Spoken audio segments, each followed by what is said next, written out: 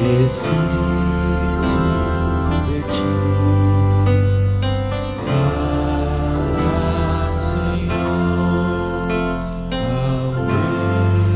ao meu coração. Vamos orar a Deus? Pai querido, neste momento, uma vez mais, nos colocamos na Tua presença, Senhor, porque nós sabemos que na Tua presença é o melhor lugar que nós podemos estar. Aqui nós estamos na qualidade de Teus filhos. Muitos aqui deixaram a comodidade do seu lar e vieram a esta casa de oração porque desejam ter um encontro contigo. Então, por favor, Senhor, fale aos nossos corações nesta manhã, é o que lhe pedimos em nome de Jesus. Amém, Senhor. Amém. Ainda que a igreja está passando por esse momento triste, esse final de semana, esta semana, com a perda aí do irmão Sebá, do irmão Osias também, nós como cristãos, nós temos certeza, nós temos uma esperança de que a morte, ela não é um ponto final, a morte é apenas uma vírgula, e já já, esses nossos irmãos, eles terão a oportunidade de levantar, para continuar a sua trajetória com seus queridos, com seus familiares das mansões celestiais. Por ocasião do sepultamento do meu pai, eu disse ali que a morte do justo, ela é um sono, A morte do justo é como se fosse um sono, como se ele estivesse dormindo, e todo aquele que dorme, ele acorda. Irmão Osias e irmão Sebá vão acordar daqui a pouquinho, e para eles vai ser como foi, assim, um piscar de olhos. Nós sofremos um pouquinho, faz parte da nossa caminhada enquanto nós vivemos aqui neste mundo de pecado, mas não podemos perder a esperança, e precisamos continuar avante, firmes, sabendo que é só um pouquinho mais, e o Senhor vai voltar, e vai nos levar para colocar um ponto final no último inimigo a ser vencido, que é a morte. Amém? Vamos estudar aqui rapidamente nessa manhã este tema que eu acho muito interessante, julgo muito importante para a nossa igreja e para nós entendermos um pouco nesta manhã que como Deus ele cuidou da nossa igreja no passado, Ele continua cuidando da nossa igreja no presente e vai continuar cuidando e conduzindo a nossa igreja até a vitória final, daqui a pouco, logo mais. Nossa herança profética.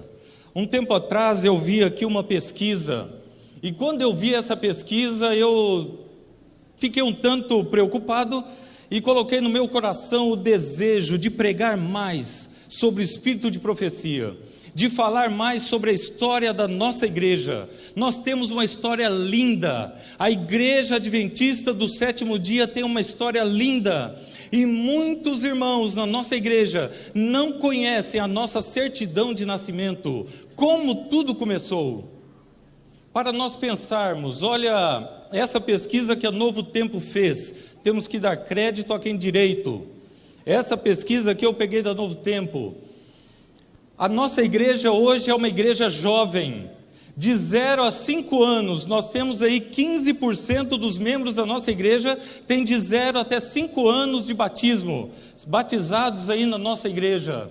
De 6 a 15 anos, nós temos 29% da membresia da nossa igreja. De 16 a 25 anos, 21%, e acima de 25 anos de batizados de adventista, nós temos aí 35%.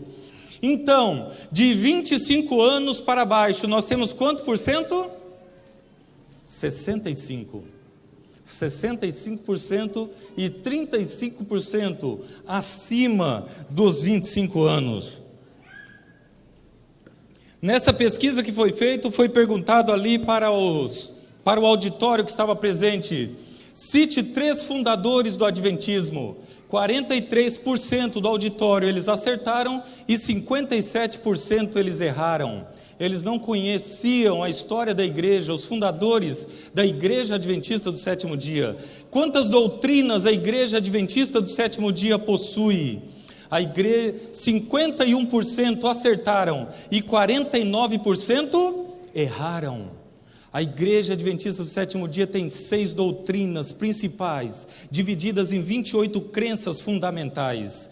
E aqui nós temos ela aí, o livro Nisto Cremos mostra para nós, e vem trazendo aí a doutrina de Deus, e debaixo do guarda-chuva da doutrina de Deus está ali a crença na palavra de Deus, na Trindade, Deus Pai, Deus Filho e Deus Espírito Santo. A doutrina do homem, a criação do homem e a natureza do homem. Nós temos aí também a próxima doutrina que nós estudamos aqui, a doutrina da salvação. Depois então a doutrina da igreja, e aí estão as crenças da doutrina da igreja que nós temos, e doutrina da vida cristã, e finalmente então a doutrina dos últimos eventos, culminando então com as 28 crenças fundamentais da Igreja Adventista do Sétimo Dia. Sabe, queridos, a outra pergunta que foi feita foi: qual o atual presidente da Igreja Adventista do Sétimo Dia a nível mundial? Qual o presidente da igreja? 55% se absteram, não responderam. 30% acertaram e 15% erraram. Então nós tivemos aí 70% de erros e 30% de acertos, entre erros e que não responderam e abstenções.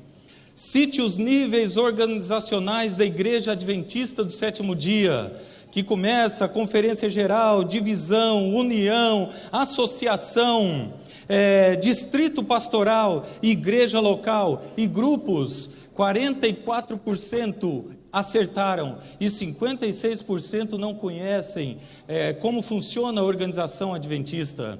Cite o dia, o mês, o ano do grande desapontamento. 49% acertaram e 51% erraram. Cite 4 textos bíblicos que falam sobre a santidade do sábado. Nós tivemos ali 4% que não responderam, se absteram. 46% erros e 50% de acertos. Cite 2 textos bíblicos que falam sobre a obra sacerdotal de Cristo no santuário celestial. 81% não responderam, 5% incompleta, 14% completa. Responderam corretamente. São assim, perguntas simples da nossa igreja, da nossa fé, daquilo que nós como adventistas do sétimo dia, aceitamos um dia e acreditamos nos dias de hoje. E aí então, queridos, nessa manhã eu quero convidar vocês a voltarmos um pouco ao passado. Vamos viajar um pouco no tempo e vamos aqui então recapitular assim de uma forma bem simples. Não consigo terminar hoje, mas numa próxima oportunidade nós continuamos aí a estudar um pouco sobre os nossos pioneiros e sobre a história da nossa igreja, que é uma história linda, uma história abençoada por Deus. E nós vamos perceber que a Igreja Adventista do Sétimo Dia ela tem uma natureza profética. Se nós analisarmos a vida do povo de Deus, se nós analisarmos a vida do povo de Israel, nós vamos ali na história de Deus, na história do povo de Deus, nós vamos encontrar aí Abraão, Isaque, Jacó, e ali os 12 filhos de Jacó, que deram nomes então às 12 tribos, as 12 tribos de Israel. Então Deus ele tinha um povo escolhido, o povo que deveria ser o povo diferente, que deveria fazer a diferença na vida das outras nações, dos outros povos. O povo de Israel, eles não cumpriram o plano de Deus, os propósitos de Deus. E aí então veio a era da igreja cristã primitiva.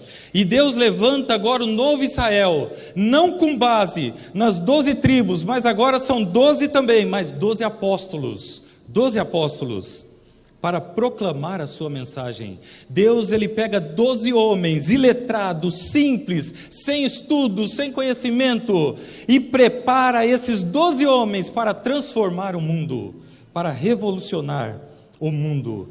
A igreja cristã primitiva, ela cresceu no primeiro século da sua existência, mas logo se corrompeu também, cedendo ao paganismo romano. Depois então, Deus ele através ali de Martinho Lutero. Recentemente, o ano passado, nós comemoramos aí os 500 anos da Reforma Protestante. E olha o que nós colocamos aí na tela. A Reforma Protestante, ela cresceu de forma extraordinária, mas ainda assim não levou a cabo o plano divino. Não levou a cabo. Sabe, queridos, Deus então, ele levantou um homem. Deus então, ele chamou um fazendeiro chamado Guilherme Miller.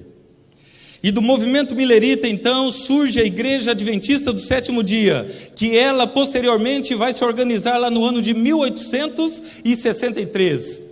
Através de um simples homem, de um chamado que foi feito a um simples fazendeiro, a um humilde fazendeiro, surge então essa igreja que você e eu fazemos parte em nossos dias.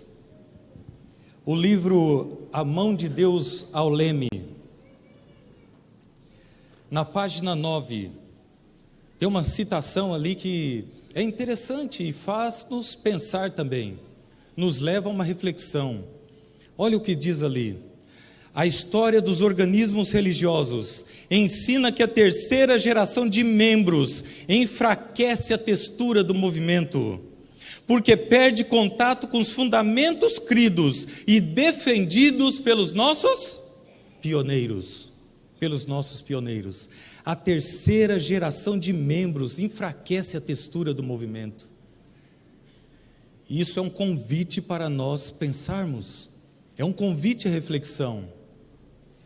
Eu sou natural de Campo Grande, Mato Grosso do Sul, e eu me lembro quando era criança, eu sempre estava ali na igreja nos cultos de quarta-feira, levado pelo meu pai, levado pela mãe, e nós estávamos nos cultos de quarta-feira, e tinha aqueles momentos ali dos pedidos de oração, e eu me lembro assim com um certo saudosismo até, de quando eu olhava e eu via ali alguns irmãos, que eu tinha certeza que no momento em que fosse a pessoa que estava dirigindo ali o momento dos pedidos de oração, eles sempre diziam assim: nós vamos nos ajoelhar, vamos ter 3 orações voluntárias, fique à vontade, aquele que sentir no coração desejo, pode orar. Eu já sabia quem iria orar, e tinha um irmão ali que eu admirava muito. Quando eu via a sua oração, parecia que era um irmão assim que vivia na presença de Deus. Deus não era um estranho para ele, e ele não era um estranho para Deus.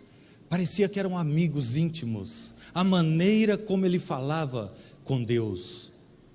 O livro Reavivamento Verdadeiro, na primeira página, na página 5, diz assim: que os homens, os grandes homens de oração da nossa igreja estão tombando, estão morrendo. Tivemos 2 baixas no exército essa semana.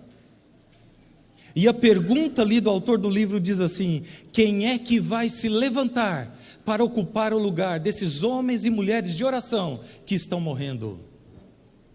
Oxalá que seja você, oxalá que seja eu, que sejamos nós, esses homens e mulheres de oração, homens e mulheres de oração.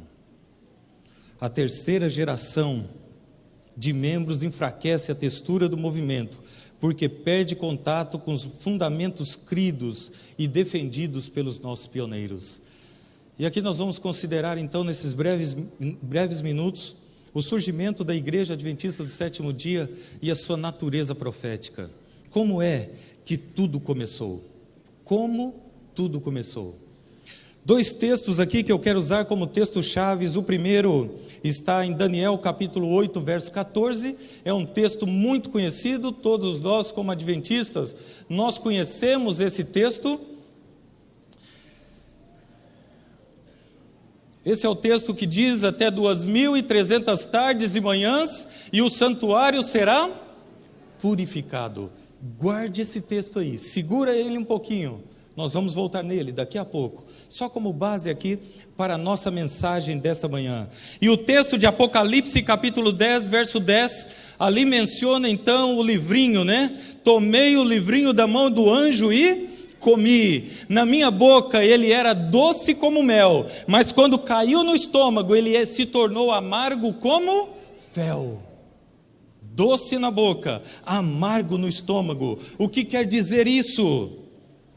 Os profetas de Deus, quando eles eram chamados por Deus, e era transmitido a eles, esses homens de Deus, era transmitido uma mensagem divina, mensagem de Deus. Essa mensagem, quando eles recebiam, era doce como mel.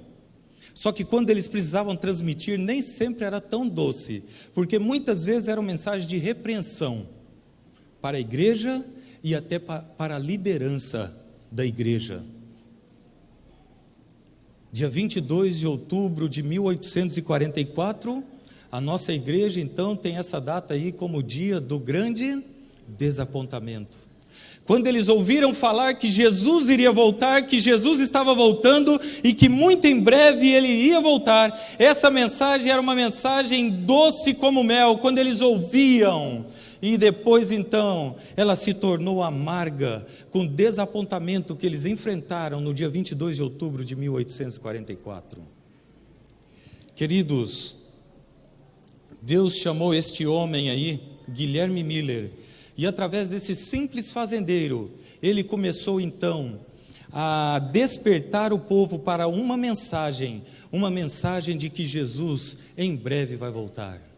Sabe, eu quero aqui, para nós entendermos o final, eu quero rapidamente comentar com vocês quem foi Guilherme Miller. Um pouco da vida deste homem aqui, Guilherme Miller. Quem foi Guilherme Miller? Miller, ele era o irmão mais velho de 16 irmãos. Ele era o irmão mais velho, família grande, viu? Irmão mais velho. A sua família era uma família simples, uma família humilde, e eles não tinham muitos recursos, e eles tinham na sua casa ali 3 livros.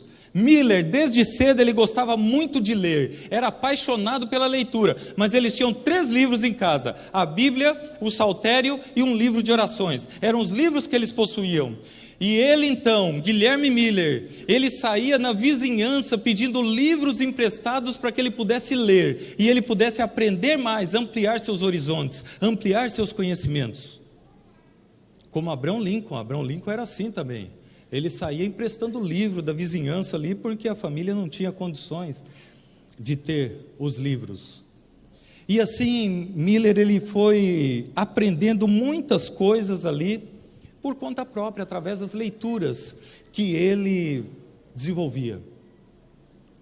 Certa vez, então, o pai acordou de madrugada, porque Miller, ele tinha um costume.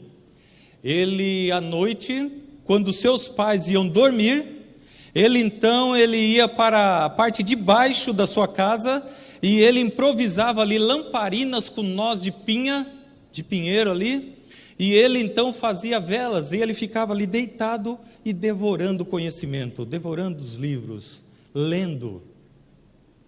Um dia o seu pai acordou no meio da noite e viu um clarão lá embaixo, e sentiu o cheiro de alguma coisa queimando, e ele desceu apavorado, achando que a casa estava pegando fogo, e ele se deparou ali com seu filho, deitado tranquilamente, lendo, estudando.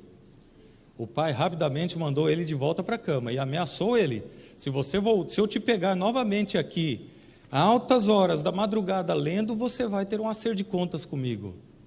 O pai de Miller pensava que o fato dele estar até tarde da noite ali, estudando, aquilo ali poderia atrapalhar ele no dia seguinte nas atividades da fazenda, porque ele ajudava o pai nas atividades da fazenda.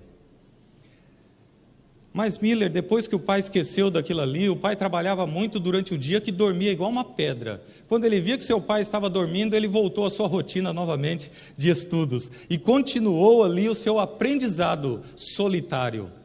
O tempo foi passando. Guilherme Miller, então, ele arrumou um emprego, ele conseguiu conheceu uma jovem ali chamada Lucy, e ele cidadezinha que ficava próxima também ao lugar onde seus pais moravam, seus pais viviam. Para ele, essa cidade era uma beleza, porque nessa cidade tinha uma biblioteca. Ele descobriu que tinha biblioteca ali. Agora, ele dividia o seu tempo entre trabalho, família e biblioteca. Ele estava lá lendo, ele estava ali estudando, ele estava ali ampliando seus conhecimentos. E a sua esposa gostava que ele se dedicasse à leitura, porque ela acreditava que quanto mais conhecimento ele tivesse, um melhor pai ele seria, um melhor esposo ele seria, um melhor cidadão ele seria. Então ela apoiava muito Miller nas suas leituras, nos seus estudos. Acontece que aí nas suas leituras ele entrou em contato com o deísmo, com alguns autores deístas. E Miller então rapidamente ele aderiu ao deísmo. O deísmo ali eles acreditavam que Deus criou o universo de acordo aí com as leis de causa e efeito, e depois perdeu o interesse por ele, abandonou. Tá? E ele começou então a participar de grupos de pessoas que tinham a mesma linha de pensamento, mesmo pensamento. Mas ainda assim, a despeito das suas novas descobertas, da crença que ele estava ali adotando, ele continuava sendo um bom esposo, um bom pai, um bom vizinho, um bom cidadão ali naquela cidade de Pulteney. Ele continuou como uma boa pessoa e uma pessoa de grande influência ali naquele lugar, naquela cidade. Até que veio o ano de 1812. 1812. Uma guerra, e os homens então foram convocados para defender o seu país numa guerra. E ali os moradores daquela cidade onde Miller morava, 47 homens se alistaram para defender o país na guerra. Só que tinha uma condição, eles colocaram uma condição: nós vamos, mas a condição é a seguinte: Miller, ele deve ser o capitão do nosso grupo, ele tem que ser o comandante do nosso grupo, aí nós vamos. E aí então Miller, ele foi para aquela guerra como capitão desse grupo. E eles foram então defender o seu país ali na guerra. E nessa guerra, aconteceu algo que começou a mudar, começou a mexer com as estruturas de Guilherme Miller. Uma bomba caiu a cerca de 1 metro de onde ele e mais 3 companheiros estavam. Seus companheiros foram feridos, mas Miller não teve sequer um arranhão. Nada aconteceu com ele. Essa bomba está lá no Museu Miller, lá na fazenda, nessa fazenda aí, lá em Lowhampton, nos Estados Unidos. E Miller então ele começou a pensar: como pode? Com certeza uma mão poderosa me ajudou aqui. Com certeza uma mão poderosa me livrou. Eu não fui ferido, nem um arranhão, nada aconteceu comigo. Com certeza deve existir aí um Deus e Ele se preocupa comigo. E Ele tem interesse na minha vida e Ele me protegeu aqui. A guerra terminou, ele voltou para a sua casa, e aquilo ali continuou martelando na sua cabeça, continuou martelando ali, influenciando Miller nos seus estudos e nas suas decisões futuras. Nessa época, o pai de Miller faleceu, e Miller então ele deixou a cidade onde ele morava, e ele voltou então para Lowhampton, para viver junto com a sua mãe e cuidar da sua mãe. Olha as coisas como são. Ele volta para o convívio da sua mãe. A sua mãe era uma pessoa muito religiosa. E ela então, todos os domingos, ela ia ao culto, ela ia à igreja, ela estava ali sempre na casa de Deus. E ela então começou a convidar Miller para acompanhá-la aos cultos. E Miller então, para não deixar sua mãe solitária, sozinha, ele começou a acompanhar a sua mãe nas reuniões aos domingos. Os cultos não era como hoje, quando o pregador, o pastor estuda a mensagem, vem e prega. Tinha o livro de sermões, e o pregador ele vinha ali, era escolhido o tema da mensagem, e ele então fazia a leitura do sermão. O tio de Guilherme Miller, chamado Eliú, ele era o que dirigia os cultos, as leituras. Mas quando ele era convidado para pregar em outros lugares, os diáconos da igreja tinham que assumir o púlpito e tinham que fazer a leitura do sermão. Aí Miller já não gostou nada. porque os diáconos eram pessoas simples, e as pessoas de pouca leitura, e eles começavam então a ler, e tinham muita dificuldade para ler, e aquilo ali incomodava muito Miller, porque ele estudava bastante, ele lia muito bem, e ele abandonou a igreja, deixou de frequentar a igreja com a sua mãe, e a mãe então percebeu a ausência do filho, e foi conversar com ele. Meu filho, o que está acontecendo? Por que você não vai mais à igreja com a mãe? E ele então abriu o coração com a sua mãe e disse: olha mãe, é duro de ir lá na igreja e ficar ouvindo aquelas leituras dos sermões, né? E a mãe, uma pessoa sábia, ela perguntou: que sugestão você dá? E ele disse: olha, quando o tio não estiver lá, eu creio que eu posso ler melhor do que aquelas pessoas que estão lendo. E a mãe então pegou a mensagem de Miller, foi até os diáconos da igreja, foi conversar com os líderes da igreja, e os diáconos ficaram empolgadíssimos com a ideia, porque para eles também era um sofrimento ter que ler, fazer a leitura daqueles sermões. E Miller então agora começou a ler os sermões, fazer a leitura ali dos sermões. Certo dia, no ano de 1816, no dia 15 de setembro de 1816, Miller ele estava ali pronto, começou a leitura do sermão, começou a pregar aquele sermão, e num determinado momento ele se emocionou tanto com aquele sermão, que ele não conseguiu terminar, ele chorava assim, alto, e ele então deixou o púlpito e ele tomou assento ali no primeiro banco da igreja, e os diáconos vieram e continuaram então a leitura daquele sermão. Aquele sermão ele influenciou muito a vida de Miller, a escolha e a decisão de Miller. Mas pastor, que sermão foi esse que impactou a vida deste homem? O sermão era o seguinte, queridos, a base do sermão era Provérbios capítulo 22, verso 6. O que diz ali? Ensina a criança no caminho em que deve andar, e quando for velho, jamais se desviará dele. O título do sermão era os deveres paternos na educação dos filhos. Aquele sermão dizia assim, que se o pai, ele quer que o seu filho esteja nos caminhos do Senhor, o pai precisa estar também nos caminhos do Senhor, porque o texto diz assim: ensina o teu filho, ensina a criança no caminho em que deve andar. O texto não diz, ensine a criança o caminho que ele tem que andar. Consegue entender a diferença? Vamos trocar em miúdos? Ensina a criança o caminho. Vamos pegar aqui minha história. Eu cheguei aqui há 1 ano, não sei andar muito bem no Rio de Janeiro, uso muito GPS. Mas aí eu vim pregar na igreja central, e aí eu falo para o pastor Jean assim: pastor, eu preciso ir para a minha casa, eu não sei voltar para a minha casa. Você pode me orientar como é que eu faço para voltar para o Maracanã?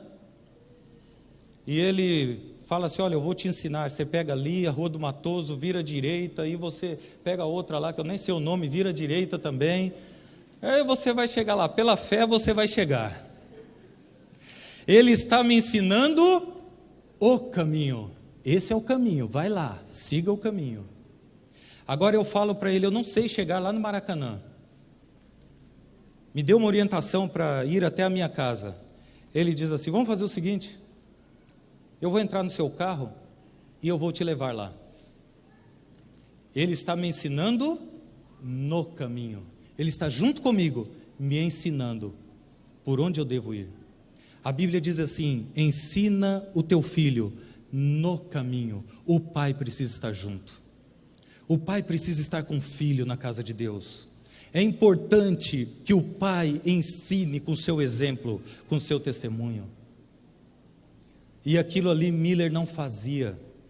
Ele achava que era importante os seus filhos estarem na igreja, a sua esposa estar na igreja, mas ele não achava importante ele mesmo estar na igreja. Ele achava que era importante o seu filho estudar a Bíblia, mas ele mesmo não via necessidade de estudar a Bíblia. Ele achava que era importante que os seus filhos orassem a Deus, mas ele mesmo não via necessidade de orar a Deus. E esse sermão de setembro de 1816 impactou a vida deste homem e fez a diferença na vida de Guilherme Miller. Este aqui é o sermão, aqui está o sermão. Se alguém tiver curiosidade e quiser esse sermão, só me procurar na associação ali que nós temos cópia, tá? Os deveres paternos na educação dos filhos. Esse foi o sermão que impactou a vida de Miller. A partir daquele momento, queridos, a coisa começou a mudar de figura. Eu anotei aqui para eu não errar nada do que Miller disse. Depois desse dia, subitamente, a ideia de um Salvador me impressionou a mente com toda a força. Deus abriu os meus olhos, que Salvador eu descobri que Jesus é. As Escrituras tornaram-se o meu deleite, e eu encontrei em Jesus um amigo, o meu melhor amigo. Uau! Uau! E Miller agora, ele começa a estudar a palavra de Deus. E agora ele pega a Bíblia Sagrada e ele começa a estudar a Bíblia Sagrada. E ele se deparou com esse texto de Daniel capítulo 8, verso 14, até 2.300 tardes e manhãs, e o santuário será purificado. E ele começou a se aprofundar na leitura e pesquisar. E ele chegou a uma conclusão, tomando como base o ano 457, com decreto lá para a reconstrução de Jerusalém, porque a Bíblia mesmo, no livro de Daniel, capítulo 9, de 23 a 27, nos dá uma dica do ano que deveria se começar essa contagem, e ali menciona o ano do decreto para a reconstrução de Jerusalém. E ele então fez aquele cálculo e chegou à conclusão de que Jesus estava voltando, de que Jesus iria voltar. E Jesus iria voltar e estava muito próximo à sua volta. E ele começou a pregar, ele começou a se dedicar a esse estudo e compartilhar com a sua família as novas descobertas. Primeiro, ele chegou à conclusão de que seria o ano de 1843. Depois, com mais estudos e alguns ajustes, chegaram ao ano de 1844. Miller, ele não tinha definido o dia 22 de outubro como a data para o retorno de Jesus. Ele foi aceitar essa data 2 semanas antes do dia 22 de outubro de 1844. Quem chegou à conclusão do dia foi Samuel Snow. Ele chegou à conclusão de que Jesus voltaria no dia 22 de outubro de 1844. Mas Miller, ele não tinha coragem de pregar, de divulgar aquele conhecimento que ele estava tendo, as novas descobertas. E a sua família dizia assim: você tem que pregar, outras pessoas precisam entender isso que você está descobrindo, essas verdades maravilhosas que você descobriu, outras pessoas precisam conhecer também. Mas Miller não tinha coragem. Quem é que vai dar crédito para um fazendeiro de 50 anos? Quem é que vai ouvir um pregador velho de 50 anos, dizia ele. Mas aquilo ali começou a incomodar Miller. E um dia então, ele sentindo-se muito incomodado com essa situação, ele orou a Deus. Ele fez uma oração a Deus. E nessa oração, ele disse assim: Senhor, eu não vou me oferecer para pregar, mas se alguém me convidar para pregar, eu vou. Meus amigos, cuidado com o que você pede a Deus. Amigos que nos assistem pela internet, cuidado com aquilo que você pede a Deus. Ele responde, Ele sempre responde. Miller, ele fez aquela oração aqui na sua casa, aí nessa fazenda aí, que é a fazenda de Miller, que hoje é o Museu Miller, ali nos Estados Unidos. Esse era o quarto de Guilherme Miller. Neste quarto ele fez essa oração: Senhor, se alguém me chamar, eu vou. Aí está a Bíblia, o seu óculos, um livro de estudos. Ele fez aquela oração, queridos. Meia hora depois, alguém bate à sua porta. E quando ele abre a porta ali, o seu sobrinho, Irving, estava ali. E Miller então perguntou: olá, sobrinho, que bons ventos te trazem por aqui? E ele disse assim: tio, eu vim aqui a pedido do meu pai. A pessoa que iria pregar na nossa igreja batista amanhã à noite não pode mais ir, teve um problema e não vai estar conosco. E o meu pai me enviou aqui para convidá-lo para pregar na nossa igreja amanhã à noite e pregar sobre esses estudos que você está fazendo, essas descobertas que você está tendo sobre a volta de Jesus. Miller ficou assim, como você ficou, quieto, em silêncio. Depois que ele orou, quanto tempo depois alguém bateu a porta? Meia hora. Queridos, preste atenção numa coisa que eu vou te dizer. A distância da casa onde a família de Irving, sobrinho de Miller, morava, até a fazenda dos Miller, ela tinha uma duração de 2 horas. Quanto tempo depois alguém bateu a porta? Meia hora. O que isso quer dizer? Como diz o livro de Isaías, antes que a palavra saia da nossa boca, o Senhor já está ouvindo e já está respondendo às nossas orações. Talvez não do jeito que nós queremos, mas do jeito que nós precisamos. Ele sempre ouve as nossas orações.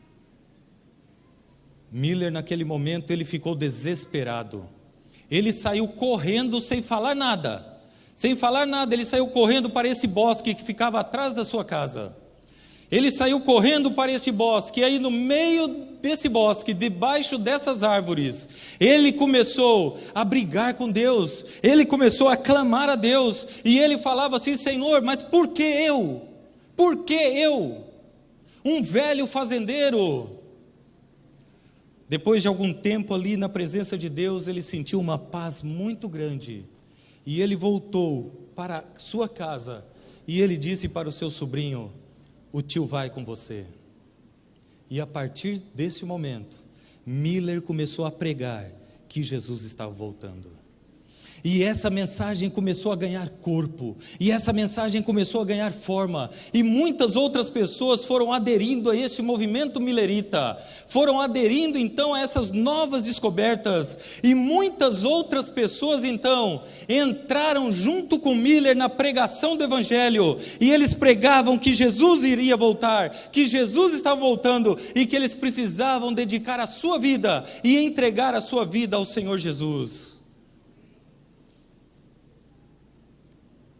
Em outro momento, em outra ocasião, nós vamos continuar falando de outros pioneiros aqui. Teve outras pessoas que foram importantes, como Josué Raimes. Esse foi o Relações Públicas de Guilherme Miller. Miller era uma pessoa assim que ele achava que ele precisava pregar para poucas pessoas. E Josué não, ele já era maluco da cabeça. Ele saía marcando grandes campais, grandes reuniões e botava Miller na fogueira.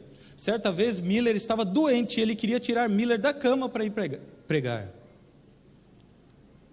Pessoas apaixonadas e comprometidas com a pregação do Evangelho. Sabe, queridos, o tempo foi passando, dia 22 de outubro foi se aproximando. E as pessoas agora estavam assim, eufóricas, aguardando o retorno de Jesus. Jesus está voltando, Jesus vai voltar em breve, e nós vamos viver, vamos morar com Cristo para sempre, por toda a eternidade. Olha a situação do pastor Carlos Fitti. Pastor Carlos Fitti, ele morreu no dia 14 de outubro de 1844, uma semana antes da volta de Jesus. E então as pessoas que estavam ali no velório do pastor Fitti, no sepultamento, elas abraçavam a família e diziam assim: é só uma semana. Daqui uma semana vocês vão abraçar o pastor Fit novamente. Daqui uma semana vocês vão estar com o esposo, com o pai de vocês novamente. Que decepção foi o dia 22 de outubro para eles. E aí então, no dia 22 de outubro, Guilherme Miller, ele estava aí no seu quarto. Neste lugar, Guilherme Miller estava aguardando o retorno do seu melhor amigo. Olhando por essa janela, Miller aguardava ver o seu melhor amigo vindo nas nuvens dos céus. Aqui é a chamada Pedra de Ascensão, na fazenda de Miller. Cerca de 50 cristãos estavam ali, ansiosos, esperando o retorno de Jesus. Eles olhavam para aquele céu bonito e eles ficavam imaginando quem seria o primeiro a ver Jesus voltando. Quem seria o primeiro a dar as boas novas? Olha lá, está ali, ele está voltando, ele está vindo. O tempo foi passando, as horas foram passando, o dia foi terminando. Miller, na janela do seu quarto, vários cristãos ali naquela pedra, aguardando o encontro de Jesus. E Jesus não veio. Queridos, faz quanto tempo que você está aguardando o retorno de Jesus? Quanto tempo você aguarda que Ele volte para colocar um ponto final em todo o sofrimento, no sofrimento da raça humana? Faz quanto tempo? Talvez eu esteja falando para alguém aqui que diz assim: pastor, o meu avô pregava que Jesus iria voltar.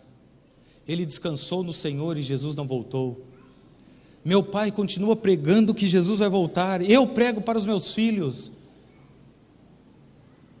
Quero dizer uma coisa para vocês, queridos. Não perca a sua esperança, porque o nosso Deus, Ele não pode mentir. Aquilo que Ele prometeu, Ele vai cumprir. Ele vai cumprir. E quando, como diz a música do Arautos do Rei, é só um pouco mais, é só um pouquinho mais, e Ele vai voltar. E Ele vai dar um basta em todo o sofrimento, vai colocar um ponto final em toda angústia, em todas as lágrimas que nós derramamos aqui nesse mundo de pecado. A data estava certa, mas o acontecimento estava errado. E Deus mostrou isso no dia seguinte para Irã Edson, quando ele estava atravessando um milharal, quando ele estava atravessando um campo de milho. Deus mostrou para ele que naquele dia ele passava então do santuário, do santo para o santíssimo, e acontecia então a inauguração do santuário celestial. Sabe, queridos, Jesus não voltou em 1844. Muitos irmãos fraquejaram na sua fé, desistiram da sua fé, mas Guilherme Miller, ele não desistiu, ele continuou firme, e ele dizia assim: eu fixei a minha mente em um outro tempo, em um outro lugar, e é para lá que eu quero ir, é para lá que eu quero ir, é este céu que eu quero ir também, e eu tenho certeza que é esse céu que você deseja ir. Ano de 1848, Guilherme Miller mandou construir uma capelinha ao lado da sua casa, da sua fazenda. Ele já tinha dificuldades para enxergar, ele já tinha dores no seu corpo, já tinha problemas de saúde, e ele mandou construir aquela capelinha ali, onde ele podia cultuar ao Senhor. Primeiros Escritos, página 258, diz que anjos vigiam o precioso pó deste servo de Deus, e ele ressurgirá ao som da última trombeta. Anjos vigiam o precioso pó deste homem de Deus, e ele vai ressuscitar. Os nossos queridos que dormiram no Senhor também vão ressuscitar naquele dia. Aquele dia vai ser um dia de alegria, um dia de felicidade. Guilherme Miller, então, ele começou a sentir dores, já não enxergava muito bem, mas um dos lugares favoritos de Guilherme Miller na sua casa era a sala da sua casa. Aqui na sala tinha este órgão. onde ele pedia para sua esposa: Lucy, toca para mim aquela música, Lucy. E quando Guilherme Miller, ele ouvia aquela música sendo tocada, e ele cantava aquela música, as suas dores eram amenizadas, e a sua esperança era fortalecida. Toca, Lucy, canta para mim aquela música. E a música que Guilherme Miller mais gostava, que ele mais apreciava, é esta música. Esta música que tem no nosso Cenário Adventista 565. Eu não sei se você conhece essa música, queridos, mas essa música fala que quando Jesus voltar, nunca mais vamos nos separar daquelas pessoas que nós amamos.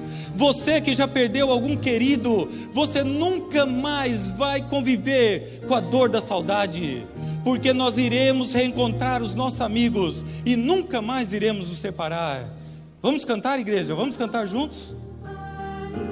De gozo e luz, onde só santos há, mas eles ali a luz, é sempre dia lá. Marchamos para a terra além e vamos a Jerusalém. Iremos com Jesus reinar e nunca mais nos separar. Queridos,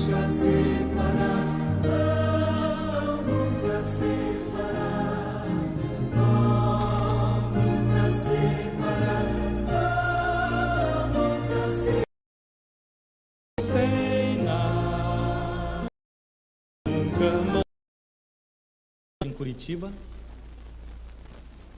meu pai estava internado, estava na UTI, e um dia pela manhã eu liguei para minha irmã e eu conversava com ela e eu dizia assim: Selma, é mês de novembro, eu acho que eu vou para casa porque o pai não está bem, eu quero passar algum tempo com meu pai, meu herói. E ela disse assim: não precisa vir, o pai teve uma melhora, ele saiu da UTI, ele já está no quarto. Mês que vem é tuas férias, você vem e passa o mês todo ao lado do seu pai. E eu disse: então está combinado, mês que vem vocês não relam a mão nele, eu vou cuidar dele. 5 horas da tarde no mesmo dia, eu recebi a ligação da minha irmã chorando, dizendo: o pai faleceu, o pai descansou. Eu tenho saudade, eu tenho muita saudade. Quando eu sobrevoava Campo Grande, antes de chegar ali para o sepultamento dele, eu imaginava assim: Campo Grande para mim nunca mais será a mesma, nunca mais. Enquanto nós vivemos nessa terra, nós vamos conviver com a dor da separação, com a dor da saudade. Mas eu termino aqui, queridos, essa mensagem com esse texto poderoso, A última parte dele diz assim, eu vou ler todo aqui. Ao recapitular a nossa história passada, havendo revisado cada passo de progresso até o nível atual, eu posso dizer: louvado seja Deus. Ao ver o que Deus tem realizado, encho-me de admiração e de confiança na liderança de Cristo. Nada temos que recear quanto ao futuro, a menos que nos esqueçamos a maneira em que o Senhor nos tem guiado e os ensinos que nos ministrou no passado. Nada temos que temer quanto ao futuro, queridos. É só lembrarmos como Deus ele tem nos conduzido no passado. Vamos para este lugar onde não haverá mais separação? Vamos juntos? Eu convido a igreja para nós cantarmos agora em pé, para nós terminarmos a programação dessa manhã. Mas cante com desejo do seu coração, como se fosse um grande coral, como se fosse o desejo do seu coração, de estar neste lugar, onde nós nunca mais vamos nos separar dos nossos queridos, onde nós teremos a oportunidade de reencontrar os nossos amigos e os nossos queridos, que um dia já foram. Vamos cantar com esperança no nosso coração, sabendo que Jesus está voltando. É só um pouquinho mais.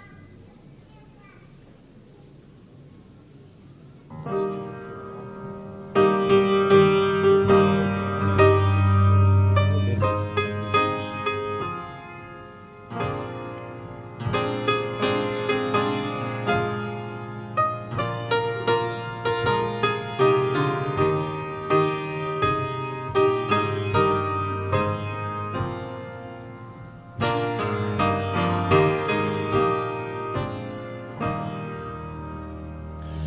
Há um país de gozo e luz, onde só santos há, prazeres aliados,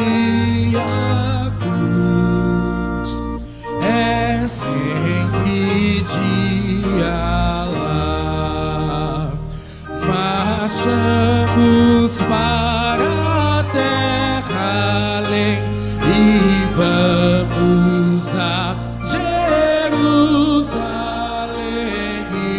iremos com Jesus reinar e nunca mais nos separar.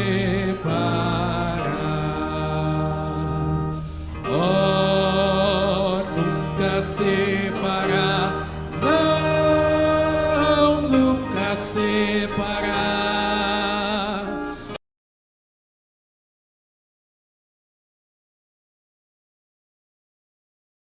Flores não murcharão,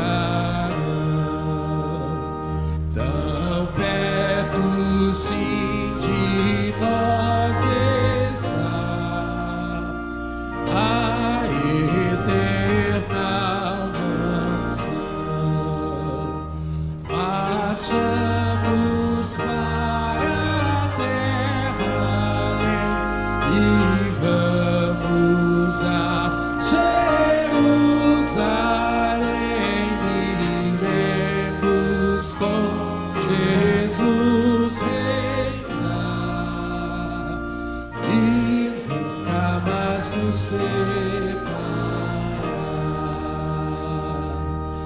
Oh, nunca separar, não, nunca separar.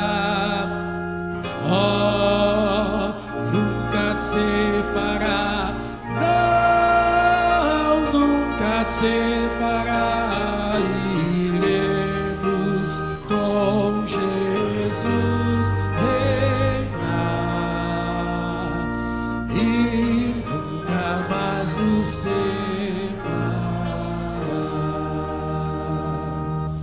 Já nós estamos qual Moisés,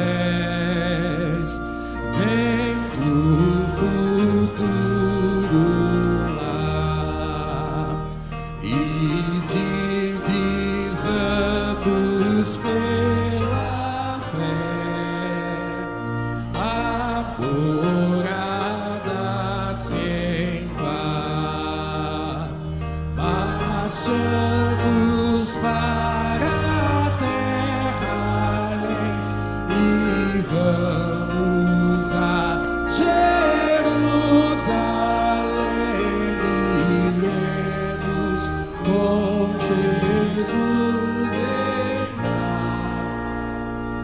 e nunca mais nos separar. Oh, nunca separar, não, nunca separar. Oh, nunca separar, não, nunca separar. Iremos com Jesus reinar e nunca mais nos separar.